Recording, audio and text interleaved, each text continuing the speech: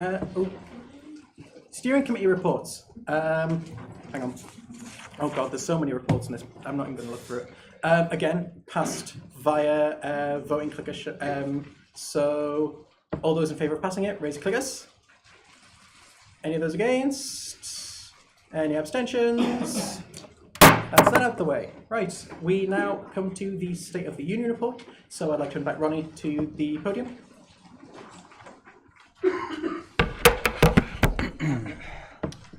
Well, good evening everyone and welcome to the second Student Council of this academic year. It's really fantastic to see such a large turnout this evening and a lot of new friendly faces as well.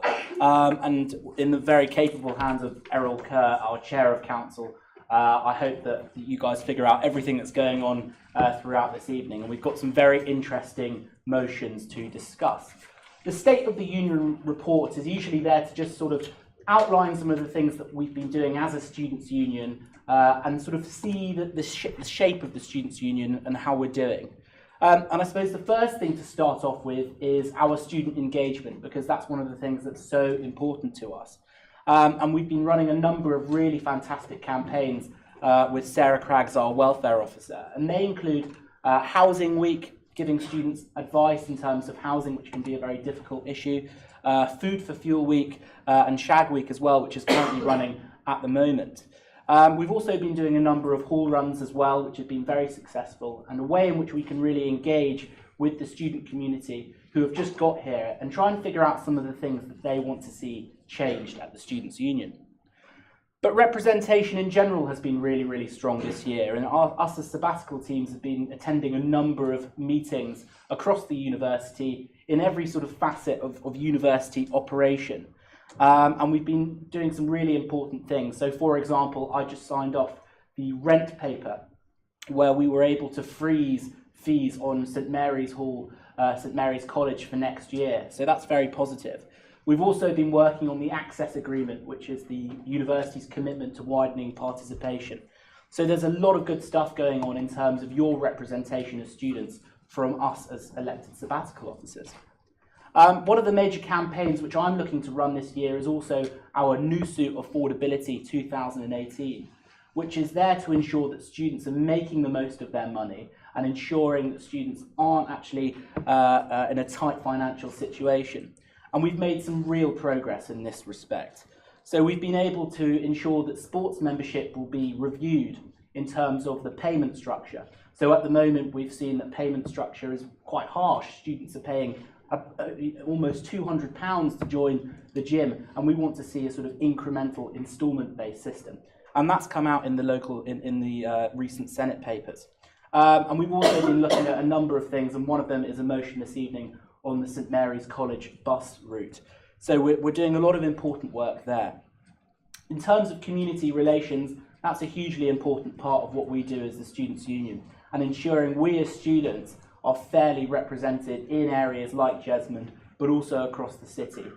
And over the last year, there have been difficulties, and I think we've got a bit of a bad rap in this respect. So we look at ways in which we can actually make life easier for students. And one of the things we're looking to introduce is a bin text alert. So students will receive an alert the night before their bins are due to come out. So we're making those small changes, which I hope in the long term will make a big difference. In terms of the longer sort of strategy of the Students' Union, we're also looking into NUSU 2021, which is our new strategic plan. And this isn't just done by the sabbatical officers, and we don't just ask the sabbatical officers in terms of information. We're asking every student at this university to get involved with the strategic plan for the next 3 years of this organisation. So you can go online and just click on NUSU 2021 and put down some ideas that you have to create a union which is possibly even better than the one we have now.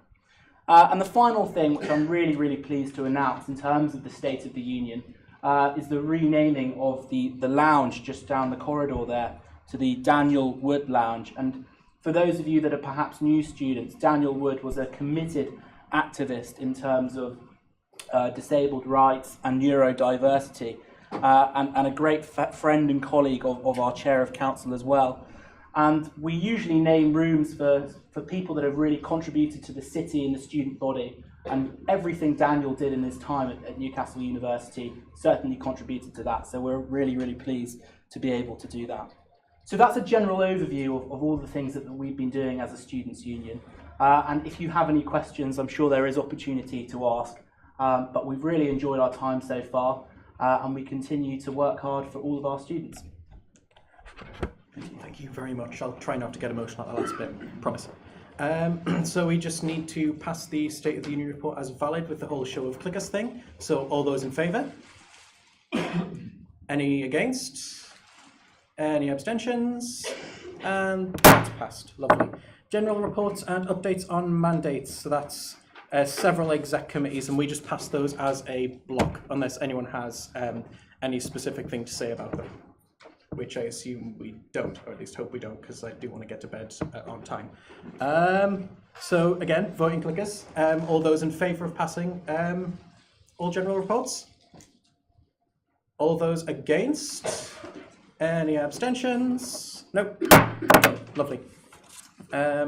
Right, now we move to questions to the sabbatical officers. So I'd like to ask all the SABs to, jump up and just line themselves up. One way or another.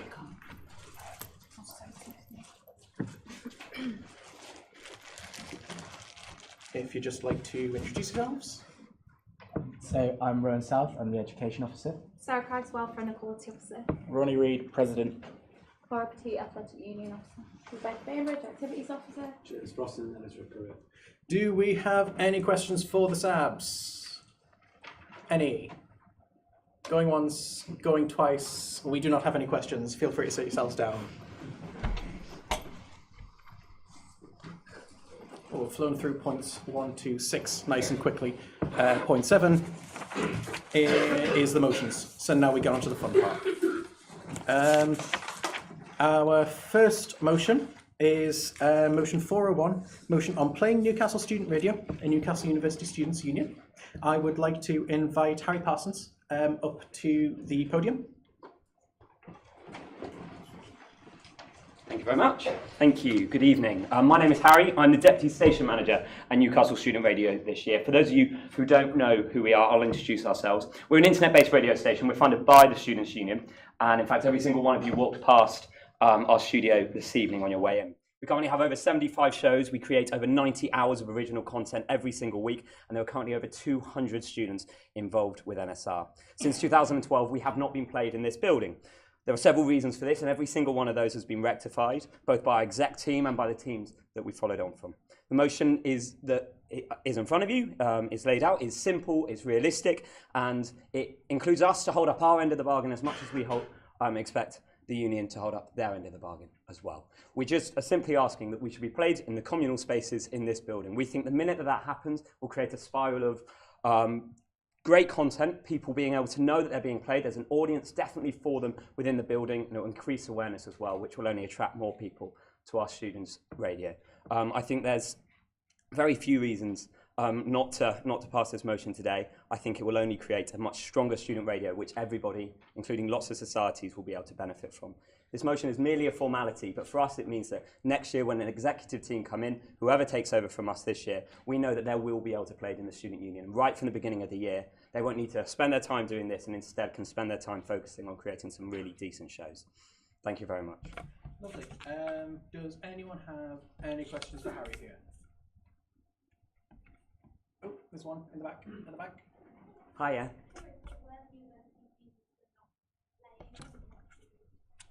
So I contacted four. There was a article being written in the Courier last week, and I was contacted about those reasons. So I contacted four former station managers, two of whom got back to me, and one in particular. There's several reasons passing from 2012 onwards. An explicit song was played, and that was a trigger for, we believe, to stop that from us being played in the union. We are completely aware that there is absolutely no excuses for that. That's why we're going to put a two-strike policy in. If it happens once, okay, we'll give that person a warning. If it happens twice, we'll have to take that person's show off the air. We'll be really, really clear with that. We've already written up a contract for every single show that will be on during union hours. During the days, we're going to take every single one, take that to each one of their shows, and we're going to get them to sign it.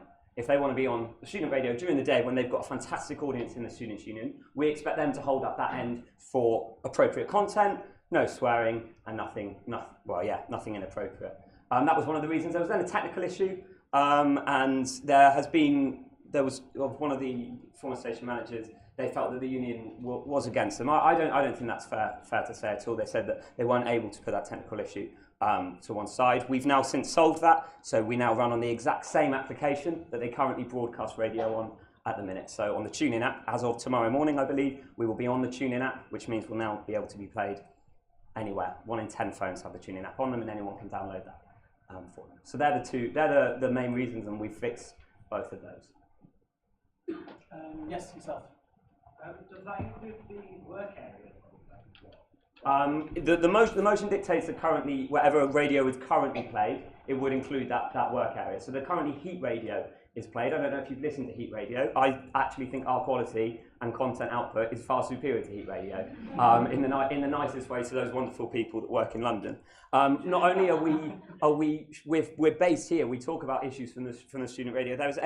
I can't guarantee as generic a playlist as Heat Radio. I can guarantee that the music that is being played, the conversations that are being had are far more, not just appropriate, but far more interesting as well. So yeah, at the top floor, there's 2 speakers at this end of the building, and that would be where we would expect it to be played. And does Believes 3 mean, Resolves 3 even, mean that it will always be shows? And when people have music, it'll be, the playlist they've created and not like the automatic? Yeah, so currently our schedule is full between 10 a.m. and 5 p.m. every single day. And on the 9 a.m. hours, we're ready to start replaying shows that have been on the night before. So therefore, we can catch up on that content.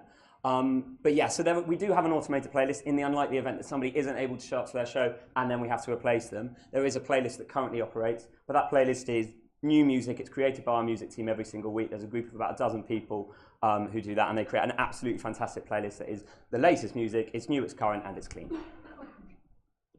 I think that's one question. Cheers, thank you very much. Grab yourself a seat. Thank you very much. Would anyone like to speak in favour of this motion?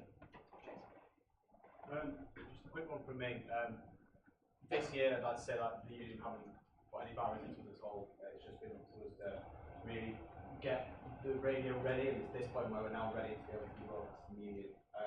This is just setting a precedent for future years, if not now. The union has on paper that that's the radio. Would anyone like to speak against this motion? No? Would anyone else like to speak in favour of this motion? No? Yeah, I just think it feels like common sense to provide exposure for people that volunteer, that give up their time to, commentate on upcoming issues, rather than providing a platform for a radio station that already have, a huge commercial kind of platform. And I feel like it would be good to create a legacy for anybody who volunteers in the future. Lovely, thank you. Anyone against? No, right. Right, we'll take that to a vote. So anyone with a clicker, as soon as you hear the countdown, we've got the countdown music back, guys. I'm very excited. You've got 30 seconds. 1 is to vote for, 2 to vote against, 3 to abstain. This only needs a simple majority of 50% or over. So as soon as you hear the countdown music, please work, please work. Come on.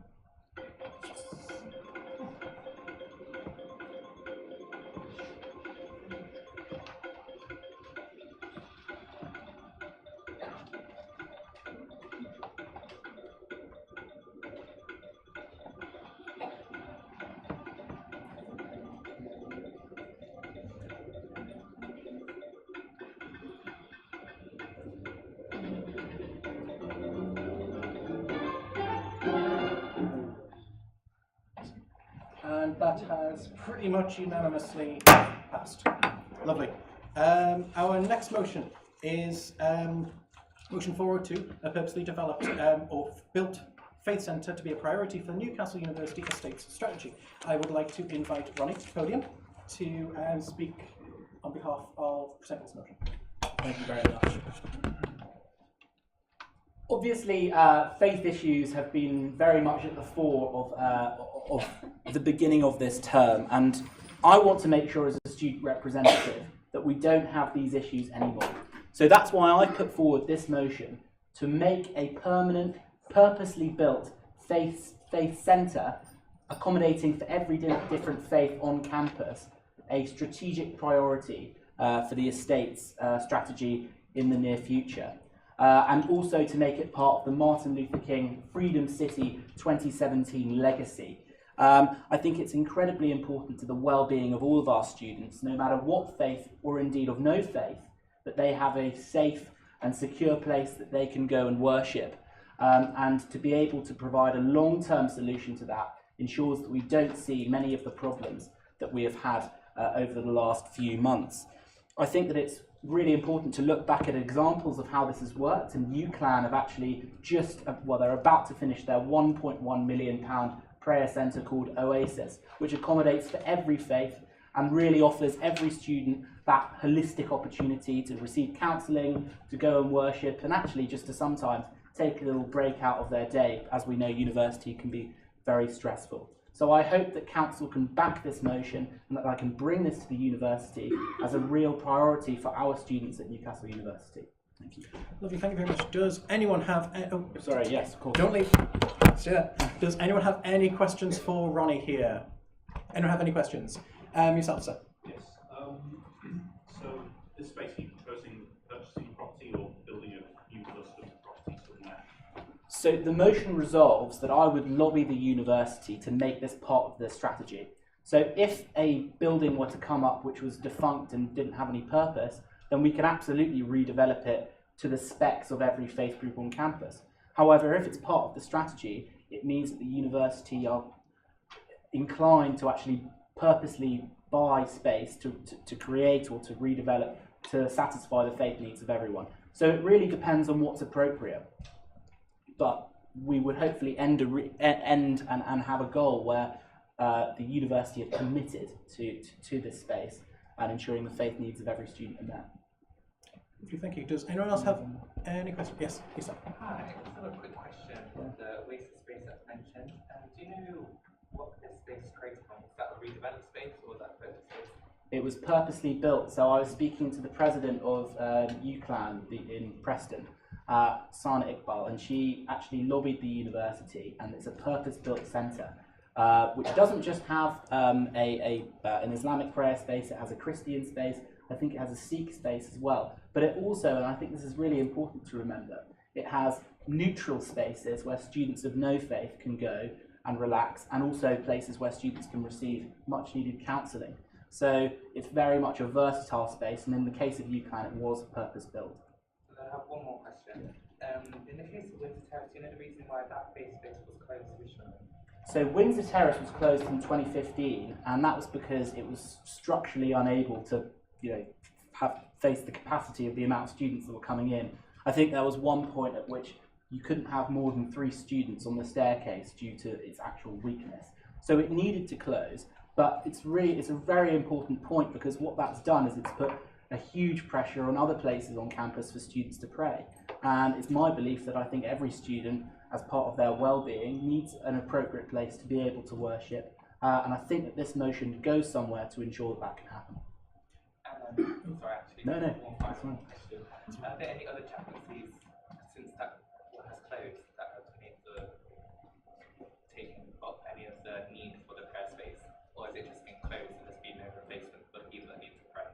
Well, I'm not sure if we have any members of the Christian Union Society, but in my conversations with them, they've had to deal with that breakdown in space. But our chief executive Simon can just to clarify that when the space did close for structural reasons, very short notice. And what we did, and we didn't broadcast this, but obviously, as you know, clubs and societies can book our meeting spaces 4 or 6 weeks in advance. We made a bit of an exception for the groups, and we let them book some specific time in advance as an interim measure until the university get back to a point where they can utilize the space. Thank you. Lovely, thank you very much. I think we're time for questions, so grab yourself a seat. Okay. Would anyone like to speak in favour of this motion? No. Would anyone like to speak against this motion? If this motion is going to happen at the expense of another player space, then I would be against it. Would anyone? All right, that's fair enough. Would anyone like to speak for this motion? Yes. This would never be at the expense of another prayer space, but what it is it's providing a long-term solution to the multi-faith agenda which the university are so keen to get in place. So actually, it's the Students' Union taking a proactive view to say, actually, every faith on campus needs somewhere to pray, and if we can get that in the estate strategy, then we can have conversations with every faith group, and we can figure out their demands, and we can have them met, as opposed to the Students' Union being passive and waiting for the university to propose something.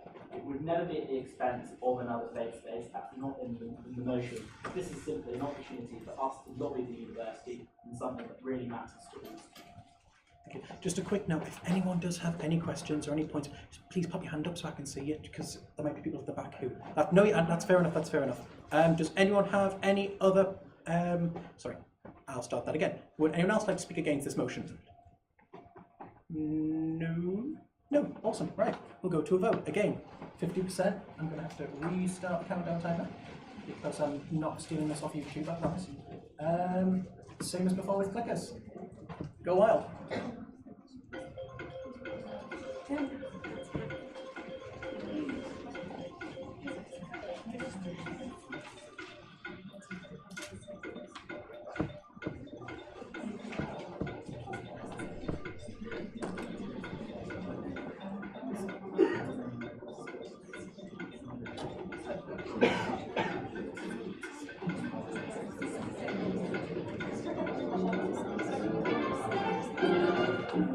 Nice. That one's passed as well.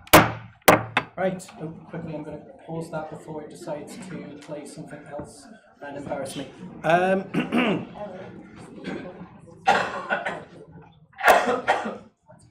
that's absolutely fine. We're moving on to motion 403 to restore adequate faith-based provision for Muslim students. So I'd like to bring Gab to the podium. Go for it.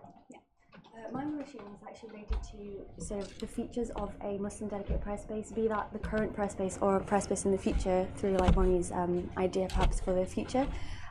Currently, the prayer space that Muslim students have is inadequate in that the opening times do not permit students to pray their 5 obligatory daily prayers.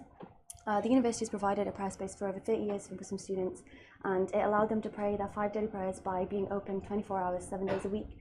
This prayer space also had a separate entrance for female Muslim students to access the space. Unfortunately, this year, the university has imposed restrictions on the space, which, like I said, mean that students can't pray the 5 obligatory prayers on any single day of the week, and on weekends we can't pray any of the prayers at all. And also they've closed down that sister's entrance, the female entrance, which means that now female students have got to use the main entrance shared by males, which is inconvenient and uncomfortable for them. So I think that it's unfair that now Muslim students aren't able to fulfill their religious obligations while on campus, including on days where, like weekends or out of hours on weekdays, where they might be in a lab or in the library studying, but they no longer have that facility on campus, although they used to have it in the past. And it's a big loss for the Muslim students, and it really has impacted on their well-being, I think. So that, in addition to the entrance for the female students to be able to enter the space comfortably and in a convenient way for them that fits, you know, the way that they think a prayer space should be. And that's what I want your support for, really, to get back that space, to be able to pray our 5 daily prayers and to use the space appropriately. So thank you. Thank you very much. Does anyone have any questions? A point of information, I believe, yes. Oh, yeah, sorry. So this is just a point of information for the council. So at the time of writing this motion, the faith base was operating under the 2016 faith base policy, where the opening hours were Monday to Sunday, 7 AM to 11 PM. Recently, the university has revised that faith base policy and has changed the opening hours to reflect what the current opening hours of the prayer space is. But at the time of writing this motion, the faith base was still under the 2016 policy. This is in regards to notes 4, 5 and 6, so that's fair. Does anyone have any questions? Sorry. Yes, yourself, sir. Do you know why exactly the university has these restrictions? Yes, the university said that there are security concerns. I'm actually glad you brought this up because I didn't have time to mention it. They've said that there are security concerns with the space where members of the public, for example, have accessed the space at night and like slept over. That's like an incident that's been reported, for example. We see that this is a true concern. Yes, there is an issue there, but that can be resolved in ways that don't interfere with Muslim students' well-being as such, and in a way that still enables them to pray, but security measures can be increased to ensure the security and at the same time, you know, have the space still adequate, because at the moment it's not fit for purpose. We can't pray all of our prayers. On a weekend, I can't be in the library and study because there's no space for me to pray anymore. So I feel like that move is kind of on the extreme side, where there should have been another solution where I'm still able to pray my prayers, but overcoming those security issues that the university has. So. I'll take one more question if there is another question. There is not another question. Feel free to take a seat. Would anyone like to speak in favour of this motion? Oh God, that was in the middle. Blue check shirt. Yeah. You, right there. Yes, yourself. Yeah. Yeah. Yes, all right. Just I want to mention that this is an important facility for all Muslim students. And also, as we are studying and working on lab, especially as a PhD student, while I'm working in lab, I mean, it's very important for me, especially during the weekend, or if I'm working late, I need to have this facility. And it has been operating for a long time, and I think this is something, obligatory prayer for all Muslim students. Thank you. Would anyone like to speak against this motion? Anyone? In that case, I think we could just probably take it to a vote. Again, 50%. Let me make sure that the height is not going to like screw up. Same as usual with clickers.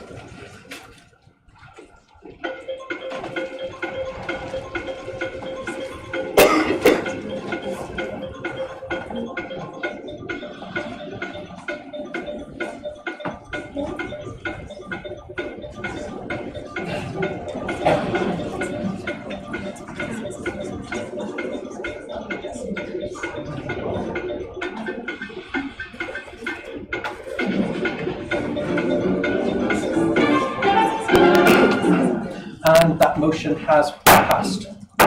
Lovely. And I'm quickly going to do the thing where I say my phone for embarrassing me. What's that? I would like to move on to our last motion, motion 404, bus service to St Mary's College. Again, I would like to invite Ronnie to the podium.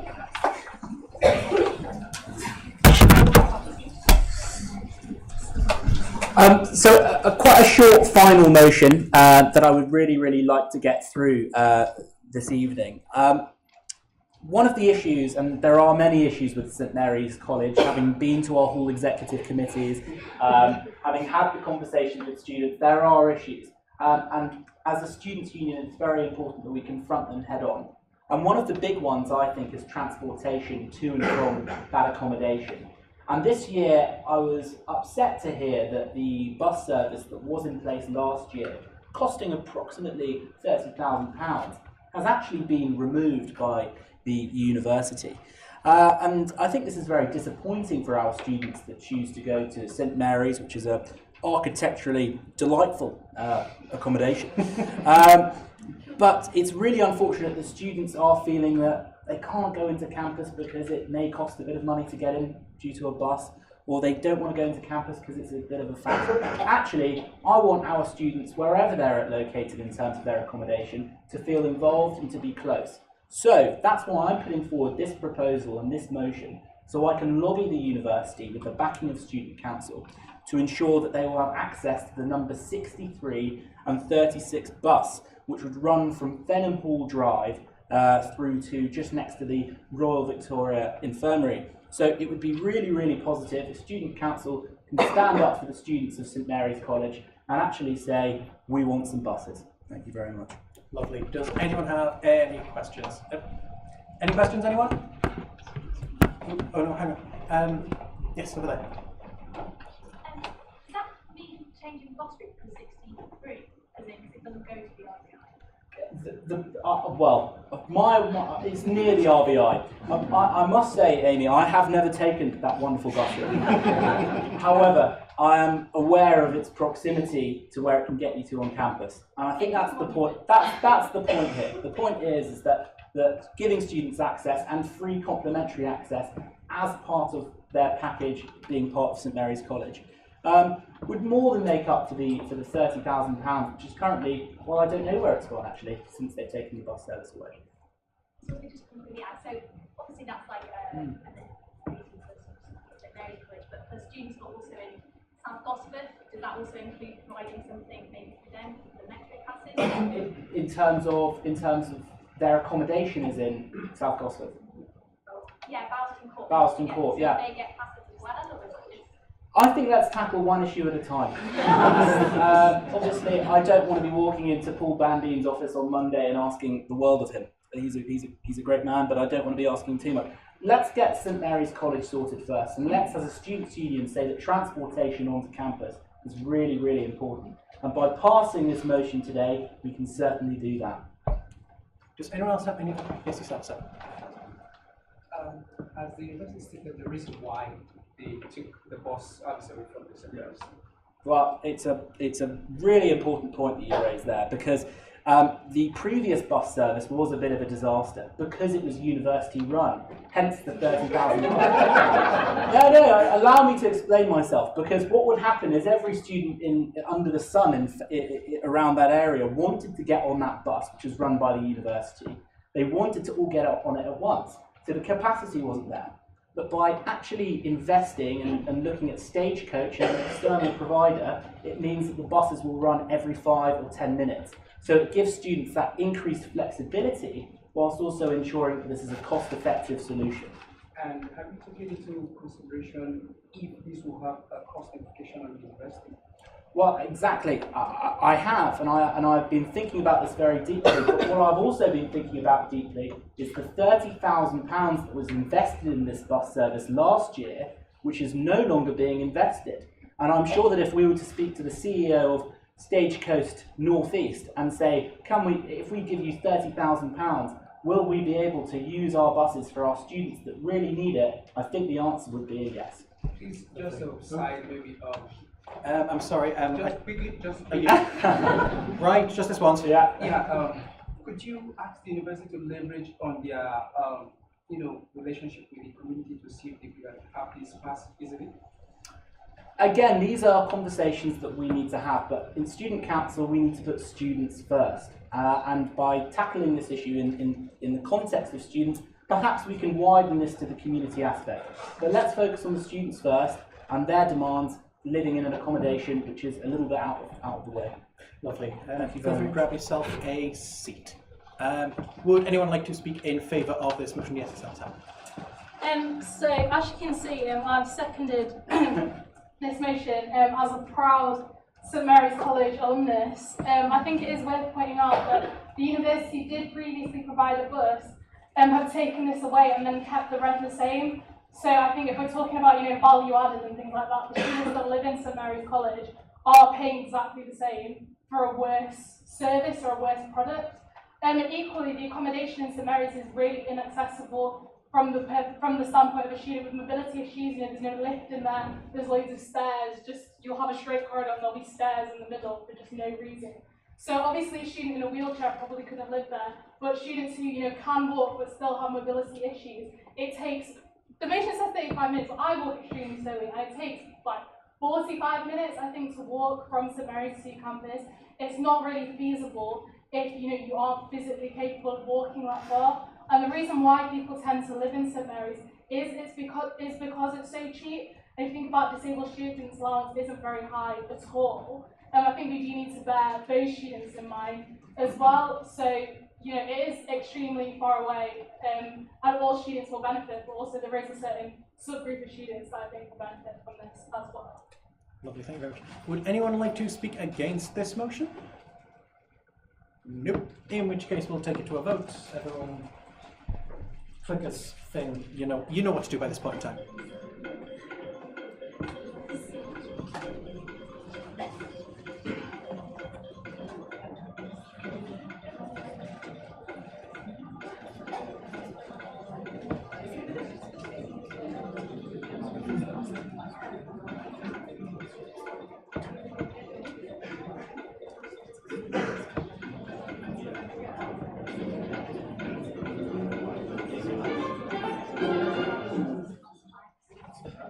one has also passed. It's been quite successful. I'm looking forward to more bus motions in the future. All right, guys. With the motions out of the way, we now have a few elections to go through. We currently have 2 committees with places still open. First off, we have the disciplinary committee. If Emma would like to introduce the disciplinary committee, what its role is, etc., etc. So hi, I'm Emma, I'm the scrutiny officer, and I chair both scrutiny and disciplinary. So this disciplinary committee would come about when there's been a violation of the NUSU code, and you would basically be part of the hearing that would be dealing with the breaking of the code, and you would be part of deciding what the sanctions would be against that individual. It doesn't meet, hopefully it doesn't meet too often, so it's quite good if you can't commit. Yeah, it's very interesting to be part of like the inner workings of the investigative hearing. Thank you very much. There are 7 places available. If you would like to hold everyone at NUSU to account, all you've got to do is jump up and you've got to pop your name, etc., etc., on a form just over here. If anyone is interested and already not involved in about 20 other committees. Anyone? Anyone? Just go. Don't all rush at once.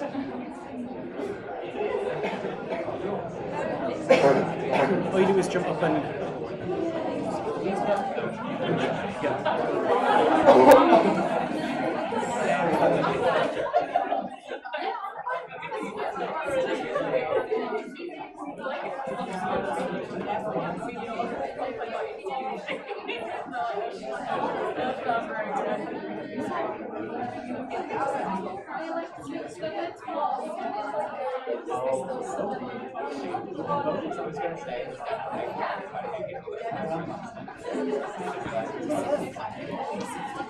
go for it. There's 2. Yeah, there's 2.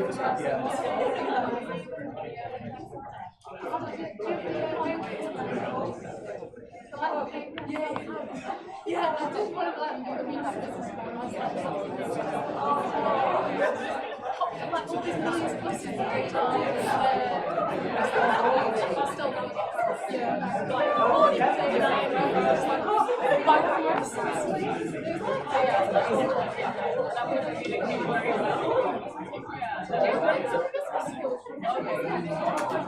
This is the kind of thing that I get myself into. How do you think I ended up as chair?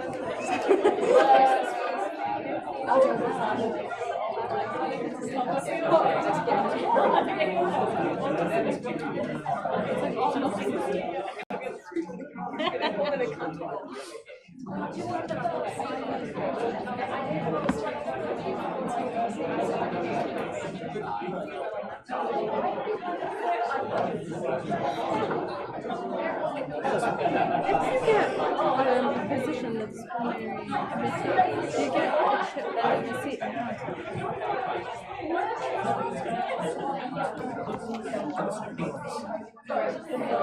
You still have to run for however, it does mean you'll be making sure that we do a good job.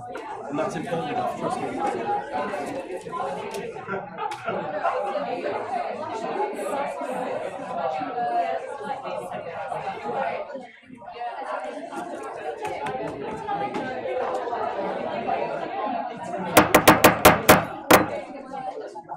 Alright guys, we have, hang on, are these all for, yes, these are all for disciplinary. We have 6 nominations for disciplinary committee, which means we don't need to go through everyone trying to sell themselves to us. Instead, we just go through a raising clickers procedure. So if everyone would like these 6 individuals on disciplinary committee, all those in favour? Can you read their names? Sorry. Of course, yes. Hang on. This involves me. Oh yes, tell you what, if you'd like to stand up and say your name so I don't butcher them, because I will and I apologise profusely for that. If you'd all just like to stand up and we'll just kind of in order down the line. Introduce yourselves. Good evening, everyone. My name's Ella. It's a name. Yeah, that. Oh, hi, I'm Sarah Truck. Lovely. I'm Marie. I'm Marie Kelly. I'm Ranzanette. And I'm Sarah. Lovely. Thank you very much. I genuinely just didn't want to butcher those names. That would just be my luck today, and I'm trying to be good today. So all of those in favour of popping these people on disciplinary, raise clickers. Anyone against? Any abstentions? No. You're all on disciplinary committee. Well done. Enjoy that. Right, now we have scrutiny committee. Emma, feel free to introduce all of us to that. So scrutiny committee will look at the minutes of the operations and the trustee board. You'll get to look through those and raise any issues that you have with them, any issues you have with officers in terms of committing to the policies that we've made, and you kind of holding everybody to account. And 2 places left, so it'd be lovely to have like a full set. So there are 2 places left if anyone particularly loves paperwork. I mean, to be fair, it's genuinely not that difficult. It's not that bad looking through all those papers. So 2 places remaining, same as before. Anyone interested, jump up, put your name down. Oh. Wait, how often do you meet? So it would be maybe a couple of times, 3 times a term, so it's not too much at all. Awesome.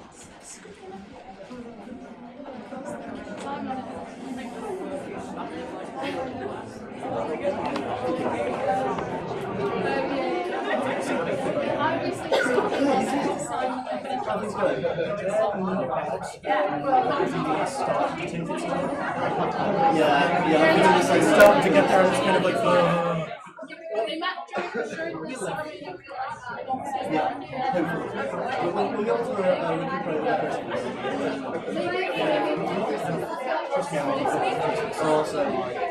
it's about this time last week I was like, I really could have done it.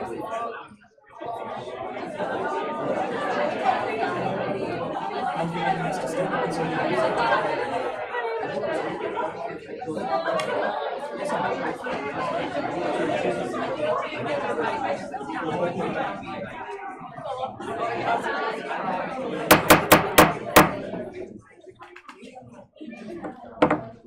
Honestly, that doesn't get any less fun. If the 2 individuals, we have had 2 people nominate themselves, if they'd like to stand up and introduce themselves. Hi, I'm Renee Mayer. Hi there, I'm Chris Morin. Awesome, lovely. Because 2 places, 2 nominations, it's just a matter of the clickery mabob. So all those in favour, just raise your clickers. All those against? Any abstentions? And you're now on scrutiny committee. We now have a lot of very full committees. That's exciting. And now, before we get on to the raffle and all of the exciting things, we're going to move on to the open debate. For that, I'm going to ask Rowan to come to the podium.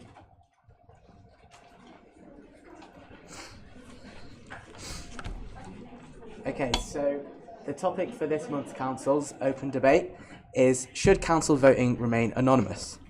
So the current software that Council uses for voting is called Turning Point. This only allows anonymous voting with the clickers that you're currently holding. The university's contract with Turning Point has ended, and as such, we've entered a new contract with something called Ombia. Now, Ombia is a platform on your smartphone or your tablet where you log in, and you can log into a session, and you can vote basically the same as Turning Point.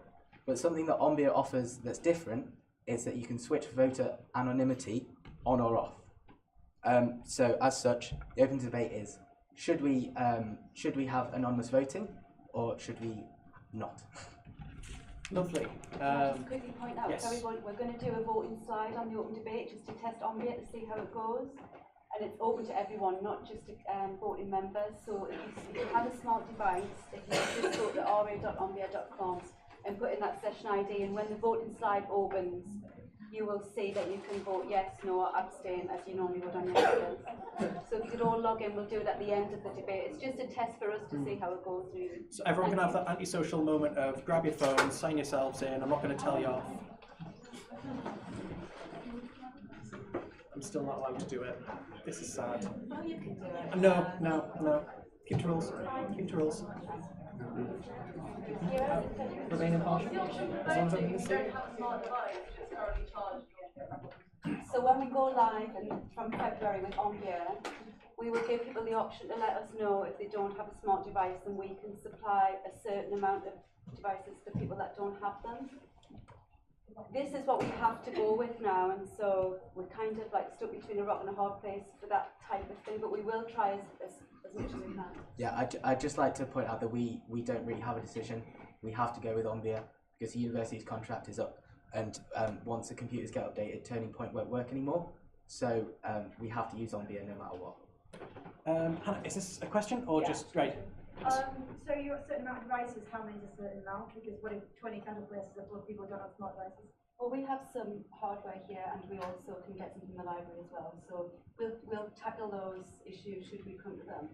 What we're finding is when we speak to the university about it, and lecturers who are using Ombia now, they're not seeing that as a problem really in their lectures. They're finding that a lot of students do have a smart device, but we are aware that not all students will, and of course we're inclusive, and we will do whatever we can to get that. It's just my thought. Usually this time of day, my thoughts of 30%. Yeah, well, we've also thought about that and having extra banks for people to charge up and things like that, so we know that there will be some technical sides to it. That's one of the reasons that we wanted to try it out today, and we'll probably try it again in December. See how it goes. Do we have any other questions regarding Ombia? Yes, we do. Does that mean the limit on casual places and such will stay in place, or since most people will have advice, will anyone be able to vote? There will be management around the security. What do you want to The number of casual places will remain the same. There's security measures, so only the people who are registered to vote can vote on Ombia. Only those people will get the session ID when they sign in, and we can also check the polling and things like that, so there are security measures around it. Yeah. Okay. Does anyone have any last questions before we hit the debate? Yes, there is one. Yes, Jim. Do Ombia definitely not do like they? They do, but the university won't. They haven't bought any, and there won't be any. So the turning point that we've been using, we go and get the clickers every time from learning and teaching, and we just have them on loan. So no, sorry. Right, and now. Okay. One quick point on the anonymity side of things. So if we were to say it's non-anonymous voting, your name wouldn't appear at council when you vote. It would only be afterwards that information would be available. So there are reports that can be generated on who has voted for what, so it's that type of thing, that the transparency will be seen then. So it wouldn't be seen at the actual meeting. You'll see actually just looks like a turning point slide, just like that you're used to. Awesome. Right. Then basically at this point now, just anyone who's interested in debating this, raise your hands. Oh, that was a couple. Yes, Hanson. So, as you said, obviously the name's not being displayed immediately on board for everyone to see. However, I remember a council session about 2 years ago when cricket weren't working. So people had to vote their hands, and that was very visible, obviously. And because of that, some people didn't vote, and they didn't even stay because they didn't really want people to know their opinion if it went against the general consensus. And I think it might be a bit of an issue if there was someone who disagreed with the generally popular motion, if that would then published afterwards, there could be a bit of a glitch.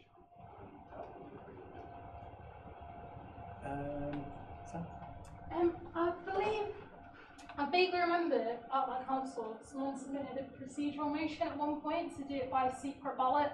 I don't think it was for the reason you suggested. I think it was just to waste time. But I believe we would still have the option to submit a motion to do it by secret ballot. I think we'd have to do it on paper, like we do, when there's too many people in committees. So I think there is the possibility that if a person is worried about how their vote might look, or they're worried about how someone else's vote might look, they can submit a procedural motion, I think. But equally, there is still that point that maybe people who are in certain positions won't want to vote the way they would usually vote, because people might be interested in how did the president vote, or how did the president of this society vote. So I think there are things worth bearing in mind, but I do wonder who would look at how people vote in law. Thank you very much. Tony?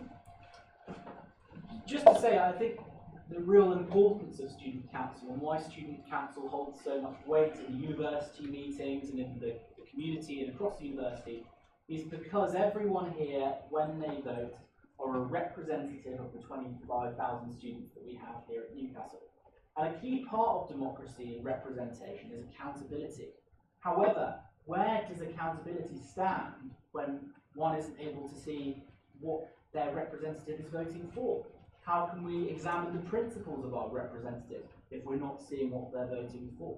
So I welcome the flexibility of the secret ballot in emotionally sensitive circumstances.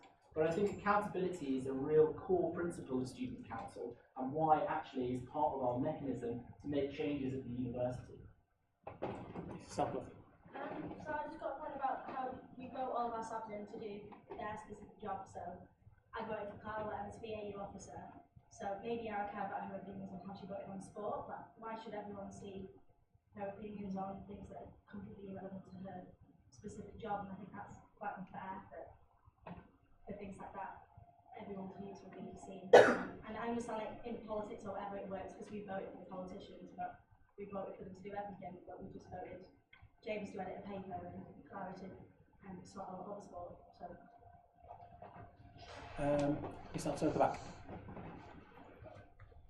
I think it's essential to provide anonymity provides you with true reflection of what you do. If you had your name published, some people wouldn't vote for something that they actually believe in and have to take away from it. When you vote in an election, you get a private vote. When you vote in a referendum, you get a private vote. You don't get to see who you vote for. Now, there I understand the accountability. There are 20 casual places, no one's been elected. 20 casual places. Emailed in, you've got it. If you want to be here and you don't want your name to be seen, I don't think there should be the option. You have to have your name shared. This is like half question, half point.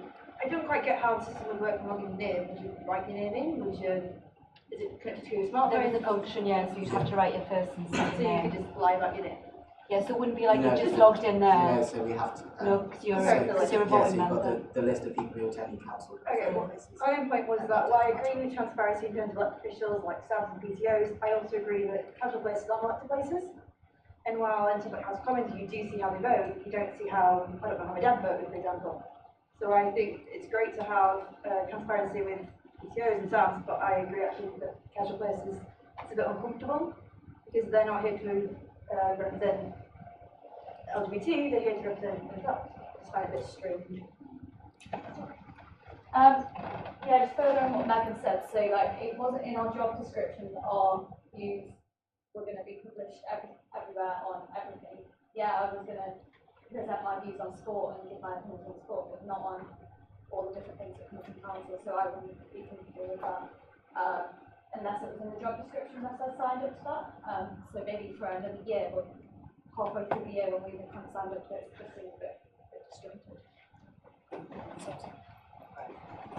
Just want to check the correct to believe that you can generate reports after the meeting to see who voted for You what. generate the report. Yeah, so it is still generally available to see the accountability of actually who people view. But then to publish that to the view of everyone else, to see what you're voting for, even in general society, that doesn't really generally occur. So to do it in here for the casual members, especially members coming out of their own virtue, just seems a bit helpful. So we do need to ensure that it is anonymous. I'm going to go 3 more. Kira? Hi, I just wanted to put out the point that if this is publicly available data, I don't think it's actually very fair to impose this upon people, especially many people might want to put out their view in student council because it's affecting them now. A lot of the people here I know are graduating this year, and these views are things, if you can see it online, it might put employers off, and it might actually really impose their future careers. An employer can look up and say, actually, I personally don't agree with this person's views. I think it can be quite detrimental to people's careers, and I think it can be quite detrimental to people's personal lives as well. I'd like to add a couple of points just to respond to what you've just said. Obviously, the minutes of council are public documents as well, so you know if you choose to speak in council, that is made public. And I wouldn't, you know, obviously I think what you said is completely fair, but I would argue that would be discrimination in a way. Well, I guess having a view is discrimination, but I think that is. I feel like that is something that shouldn't be happening anyway, but the point I wanted to make is that I don't think it's unreasonable to have separate rules for the casual places and separate rules for the other places, because it's only the non-casual ones that aren't elected. So for example, my voting place comes from being a school rep. I was appointed to that position, but I was elected by the Education Executive Committee. So I think that if we were to do this, you know, next year or something, because all the other places are elected, I don't think it's completely outlandish to do so, especially when the point that has been made is that this is how our other elected representatives, like MPs and things, do their jobs. I know we're obviously not that important, but I don't think it's as wild and unheard of, and I think it's possible to have the accountability process while still having that caveat that you can propose a secret ballot if necessary. I'll take one more. If there is one more. Make a point that I just want to follow up is that people's views do change over time. If we were to make public these documents, that would essentially be up there forever. I'm not saying this would apply to everyone, but there might be someone who makes a name for themselves or who runs for politics after this, which I think some people might do. And if people are looking for dirt on someone, they can be quite thorough. They might go and dig through all of their old documents and find these and track them up 20, 30 years from now, when the views might be significantly different. Or all the times might be significantly different. You think the environment 20, 30 years ago was quite different from what it is now. I think it might be more appropriate to keep it as it is. Thank you very much, Ryan. Yeah, so I just had a couple of points responding to you, Clara. As sabbatical officers, we're elected to represent all students, not just in our own area, and it's important that we can be accountable, because I wouldn't feel comfortable if I'd voted someone in and I didn't know what they were doing in if they had a vote on anything that would affect me. So I think that was quite an interesting debate. Lots of strong opinions there. There do seem to be some potential issues with this. So this by no means is like an open and shut case. There'll definitely be more discussions with this, and as voter anonymity is in the Constitution, it would require a motion to change that. But thank you all for your thoughts on this. Okay. Hang on, are we experiencing technical? Yeah. We are experiencing technical difficulties. Stay with.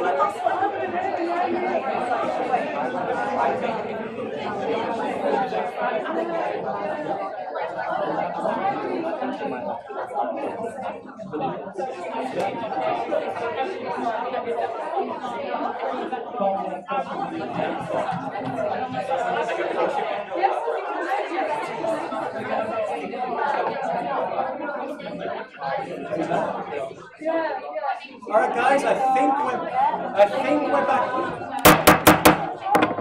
We're back in action. Should we do the whole 30 seconds? All right. So that just logged out itself there. So we just need to make sure that we're not disconnected. If you just look at your screen and just make sure Double check you're all logged. Yeah. Double check you're all logged in. Yeah. Still. And this vote is just for test. This vote bears no weight, by the way. This is partially just a test if OMBI actually works. Right, I'm going to give you the 30 seconds because I want to get the countdown music one last time.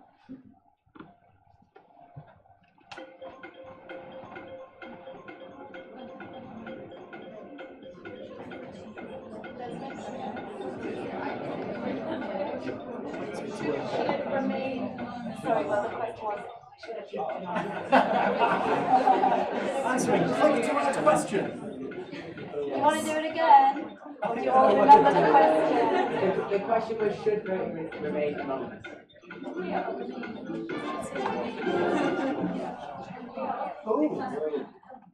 So 40. Wow, most people would say it would remain anonymous. Wow, fair enough. Right. That is interesting data. Obviously, based on that's interesting data. Hang on. 56. Yeah. Everyone else. Yeah. Awesome. Last thing, guys. Let's be. Before I let you all escape, everyone who has had a clicker is in the raffle. I have 2 £10 into Eldon Square vouchers sat right in front of me that I can't take home. So 2 of you have to. So I'm just going to do the whole rummagey thing.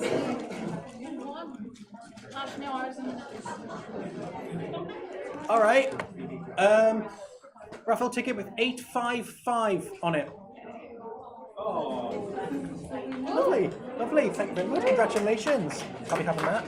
Lovely. And one more. I need a drum roll. Like, I just. You're actually okay. I'm not complaining. 806. Oh well, nice. Congratulations. Enjoy spending it. Yes. Right, okay. Thank you very much, everyone, for making it. If any of you are down in Luther's, I have an envelope rather than a cup now that is full of tokens, which give you each £2 off a drink in Luther's. I will be heading down there momentarily. So thank you very much, and enjoy the rest of your night, and hopefully see most of you for Council 3.